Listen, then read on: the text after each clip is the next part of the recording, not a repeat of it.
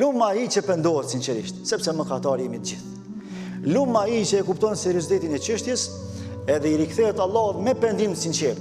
Andaj vëllezër të dashur dhe të nderuar, secili prej nesh kemi nevojë me i braktisë mëkatet, sidomos në kohën tonë ku jemi të rrethuar me gjunahe, jemi të rrethuar me harame, nga më të ndryshmet, madje të gjitha haramet që janë vepruar specifikisht në popujt e lashtë janë mbledhur në umetin tonë, në akhiri zaman, në kohën para kiametit. Prandaj nëse dëshironi me e pas shpërblimin sa 50 sahabë, sa 50 Ebu Bekra, Omera, Uthmana, Alia e të tjerë, duhet me pas kujdes në raport me mëkatet. Ta edukojmë syrin, ta edukojmë veshin, ta edukojmë dorën, këmbën, e lumë ai që e ruan trupin e tij nga harami. E akoma më lumë ai që e braktis për hir të Allahut Madhërisht, nga se kjo realisht dëshmon për sinqeritet në besim. Kushdo që e braktis një haram për hir të Allahut, Allahu ka mja kompenzu qatë kënaqësi eventuale që ai e ka përjetu gjatë atij mëkatimi, gjatë përjetimit të atij harami me diçka shumë më të mirë.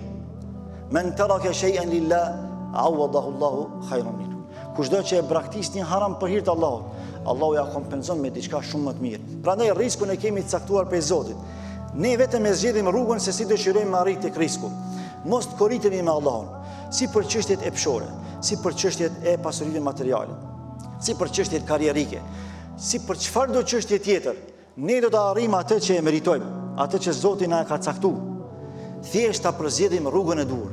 Nga se ne do të pyetemi për mënyrën dhe rrugën që e kemi kërkuar dhe e kemi trasuar, e Allahut i takon neve me na i dhon ato që na i ka premtuar.